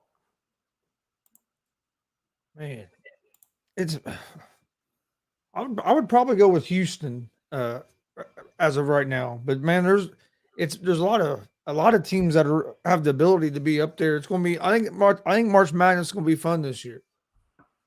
Hey, peace out, John Monroe, man. I appreciate you commenting, and I definitely agree. I've been shouting it to the high heavens. Every time somebody mentions Barry Bonds or any of the steroid guys, the first word out of my mouth, and Gonzo will tell you, the first word always out of my mouth is Pete Rose, Pete Rose. Am I right, Gonzo? Yeah. Oh, yeah. Pete Rose should definitely be in the Hall of Fame. I know. Say it like you mean it. He's like, yeah, man. Every time, I swear to God, all we want to do is talk about some steroid guys that we think should be in the Hall of Fame. And here comes old Jay McLovin talking about motherfucking Pete Rose. No, hey, Pete Rose is old. Hey, Pete Rose is my favorite player. No, man, I'm just teasing you. Hey, I have Pete Rose tattooed on my leg. Hey, I know you do, man. Hey, any guy that would get that tattooed on his leg, you know he loves some Petey in his life. Yeah, but hey, Pete Rose should be in the Hall of Fame. But no, I agree, man. Hey, look, and I'm sorry. I'm not. Oh, Jesus, because we're gonna go down that rabbit hole. I know we're gonna John's been with the Reds for a long time. I remember Marge Shaw. No, but my point is, by the way, John Monroe, man, I appreciate you, brother. I do. And John, I think you're going to agree with me, man. The dude wrote a personal freaking letter of apology, put it on freaking social media so the whole world can see him basically bowing down, asking their forgiveness, this, that, and the other. And then you're not going to let him in the fucking Hall of Fame, you fucking asshole. When's the last time Barry Bonds called you and said, yo, man, I did steroids. It was wrong. Hey. Can you give me your forgiveness? And same thing with Roger Clemens, so on and so forth. Have you gotten any letters? Because I'm pretty sure Pete Rose gave you a public declaration of, yo, I fucked up. Can you let me in, please? I fucked up. I'm telling you I fucked up. And I'm taking remorse, and I'm taking my acts, and I'm writing this, I'm putting on stuff. Come on. What's going to happen is Pete Rose will pass away, and then they'll put him in the Hall of Fame. They'll put him in, but they're not going to let him have the satisfaction of knowing. It's ridiculous. Yeah, again, he says you got guys doing coke while they're. Again, I agree, man. I'm totally on board with what you're saying. And then, excuse me, I got to go back up. Damien does say, what are our thoughts on Joe Judge's 60-second home run ball being auctioned for one? You know what? Hey, if you want to auction off that ball for $1.5 million, I'm okay with it. I think it should be more. But you know why I think it should be more? Because I don't put Barry Bonds or Sammy Sosa or Mark McGwire. I don't put any of those guys as a legitimate home run single season king. That shit belongs to Aaron Judge. Unless Aaron Judge popped positive for drugs, if he did it cleanly, then 62 is a new freaking number, not 73 that Bonds holds. So I'm okay with giving him a one. I think it should be more. I think it should have been $3 million, but whatever. First of all, I didn't know Joe Judge hit 62 Yeah, home what is runs. it? Joe Judge. And I said it because he wrote it on there. It's actually Aaron Judge, but or as they say, it's Aaron Judge. But I have to disagree with you. I have Barry Bonds as the home run king because Major League Baseball knew everybody was doing that stuff, and they didn't care because it was bringing baseball back. So I don't think you should villainize the guys later after the only reason baseball done anything about it was because Congress got involved. Yeah, no, hey, listen, I understand both sides of the argument, right? I do. But again, if a guy can hit 62 cleanly hit 62 with no performance enhancing drugs, could you imagine what could he have done if he did performance enhancing drugs? How much further would he have been down the road? So what I'm saying is this: it's kind of like if I'm Aaron, if I'm Manfred. Now this probably will get a lot of controversy. Matter of fact, I know it's going to get controversy. There's going to be a lot of blowback. There's going to be a lot of this, that, and the other. But sometimes you got to say F it and do it. If I'm doing the right thing and I see a guy who I know is clean and he hits 62, and I see other guys that aren't clean and they're hitting 73, I'm going to take. I'm not going to. I got to keep the standard. And I'm sorry, but steroids does give you power, and power does give you distance, and distance does give you home runs. So again, I think I gotta be honest with you, man. Hey, I think well, there's one or two ways you can do it, man. Right? You can have Aaron Judge with 73, and then you can have Barry Bonds hitting 73 home runs, and that's what he hit. But then you got to give the home run king crowd single season to Aaron Judge at 62 because Aaron Judge did it without doing drugs, and so therefore you can't compare one standard to the next. How do you do that? How is that even possible? Because people will say, well, Jay, you got to admit, Barry Bonds, yeah, he got 73 home runs, but he did have to make contact to get those. Okay, well, you know what? You know who else makes contact? Aaron Judge. Well, no. And how many of those balls, had he been juiced on, would have gone out the park? I'll tell you right now. Go look at the World Series. When Aaron Judge hit that one home run and it went to right field instead of left field, had it gone to left field, it would have been a home run. It went to right field and basically hit the wall, the top of the wall. But it didn't even hit that. The guy caught it. But the guy caught it as it hit almost before it hit the top of the wall. Had he been on drugs, and I say drugs, I mean steroids, that's probably a home run. I'm just saying, it's a home run. So I don't know, man. There's a lot of different ways to look at that, honestly. But I agree. I think Pete Rozelle is Pete Rozelle is scum to me. Yeah, I agree. I'm not a Pete Rozelle fan either. I'm not a fan. But I think if you make a public apology, you should be in the damn Hall of Fame. Damn it, there is people. Yeah, I know. Hey, listen. Hey, you're talking to the choir now. But no, Gonzo, honestly, man.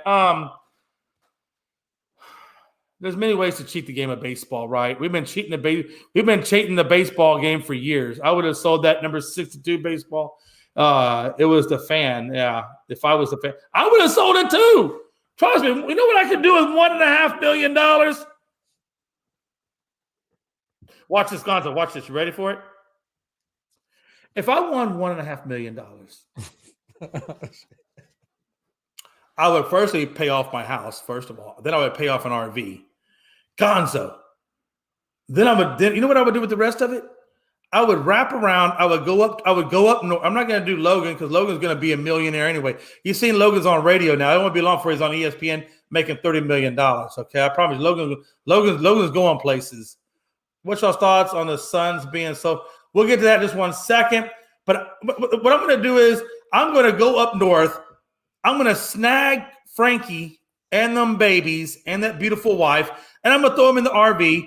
Then I'm going to slide over west, and I'm going to pick up you and the Pops, and we're all going to go down to the McMinn compound, and we're all going to have our own personal bedrooms, and we're going to live like freaking kings, man. We're going to live like freaking kings on $1.5 million. I'm just saying.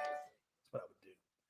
Frankie says he could have given it back to MLB for $3 million instead of going $1 million. Again, I agree, man. Him letting it go. No, well, first of all, Frankie, it was 1.5. Listen, I don't know about you, but $500,000 is a lot of damn money to not put on that damn text message. It's $1.5 million. But I agree. He can't get me. No, it's all right. Hey, John, it's all right, man. You're all good, man. Hey, we love the commenters. The commenters are what we're actually trying to build here at Unscripted. So the more comments, the more merrier we are. So we appreciate you and your time. But Gonzo, man, $1.5 million. Man, I'm telling you, bro. Hey, we're living high on the hog, baby. All of us are living high on the hog. We're all going to do great things. God. And then they're going to call us David Koresh. And we'll probably have the FBI outside my doorstep saying, I know you got Gonzo in there. I know you got Tony Gonzalez in there. I know you got Frankie Cruz Jr. in there. Y'all better come up with your hands held high. Son of a bitch. He said, damn, John, shut up so they can end the show. Frankie, be quiet. You know you love me. All right. Hey, any other final thoughts, Gonzo, or are you good?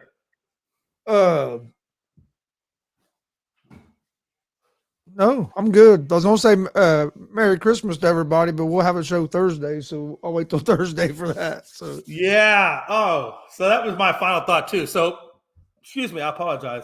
Final thoughts for me is number one. Damn, no, come on, Jay. Number one, go Cowboys. Let's beat these Eagles. And yeah, number one, go. Just beat the only damn reason Eagles. you're gonna beat the Eagles is because Jalen Hurts is hurt. Hey, shut your mouth.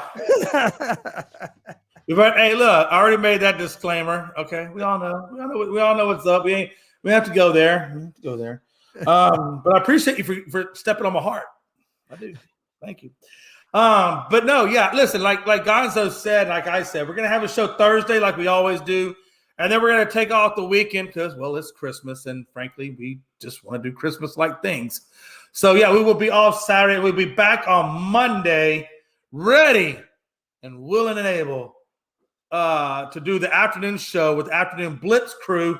And then we will be back Tuesday with the Blitz crew, and then with Unscripted at 7 p.m. on Thursday. So whatever. It's all good. And don't forget on Christmas Eve. I meant after Saturday. Frankie, we're gonna be back Tuesday. Yeah, I know that. Don't forget on Christmas Eve Saturday that there's like 9 NFL games. So we got football all day on Christmas Eve, and then I think there's a few games on Christmas Day. He said Krampus. Hey, real quick, if anybody lives in the Mechanicsville, New York area,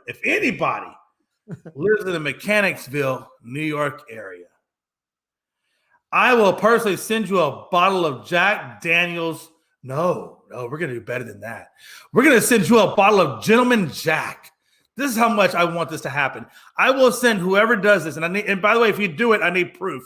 But anybody who can shovel snow in front of Frankie Cruz's door and back door, I mean, hey, look, we need epic performance of snow in front of Frankie's front door and back door. I will give you a bottle of Gentleman Jack. God, please, Lord, let somebody. Dude, it's supposed this weekend on Friday and Saturday here. It's supposed to be like 3 degrees. So my ass will be in the house. Hey, serious. Hey, listen. Hey, yeah. Well, I'll tell you what. I'll double it and give you 2 bottles of Gentleman Jack then because of how cold it is. But listen, I gotta be honest with you. I lived in Sheboygan, Wisconsin. Like I told you earlier, man, I was about 20, 30 feet, or not feet, but yards. I was about 20 or 30 yards off the water. And I was out there in some shorts and a t-shirt shoveling snow. So I have no personal whatevs. There you go, baby. There you go. God, I win. Frankie, you better be lucky I don't live in Mechanicsville because I'd come to your doorstep and I'd put all kinds of snow on that son of a. John said, I'll bring my snowblower.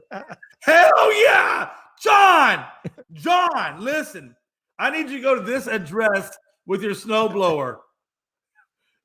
Take your snowblower and go to that address and get Frankie's ass.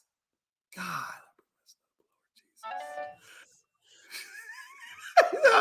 Hey, listen, I won't. Have you ever seen how big Frankie is? And he's slow. Frankie's slow. All you do is turn that snowblower and face him and just pelt his ass with snow. He'll fall like a brick house. What a time to be alive. What a time to be alive. All right, folks. Hey, listen, that's our show. As you see on the ticker all night long, you can catch us on TikTok at Unscripted Guys, all one word, or Twitter, Unscripted, Twitter, Unscripted Guys, all one word. TikTok, Unscripted Sports, all one word. Just like it's coming across the screen. And then it would be Unscripted followed by the show date if you want to link up with us on YouTube. So that's it, man. That's it. John, we out of here, baby. Frankie, man. I'm big, but I'm not slow. Don't tell them that. Laugh out loud. You ready to have me there? So hey, look, Frankie, all I know is you are big, you are slow. You better call Robert Duran Jr. and have him come over and fight your battles while you try to mangle the snowblower. But anyway, all right, man, listen, we will see you guys Thursday, 7 p.m. Eastern. And yeah, man, that'll be the last show. And then we go into Christmas, and then we'll be back on Tuesday at 7 p.m. Eastern. All right? You guys have a good night. It's your boy, Jay McLovin, with my boy, my main man, Gonzo Chris Gonzalez. Make sure you check him out on his Easy Money, his Horseshoe Talk, his Afternoon Blitz, his Unscripted. Well, hell, just go to ASAP. You'll see him on everything. He's not hard to find. And thank you, Babyface Logan, for attempting to be on the show, but ultimately probably passed out. What a time to be alive. I'll tell you what, man, that Logan, man, you give him about 2 shots of vodka, and that dude's on the floor crying from mama. Watch this. Mama. Looking for that. I'm just telling you, man, it's a terrible, terrible waste of time. All right, folks, we are out of here. Y'all have a good evening. Peace.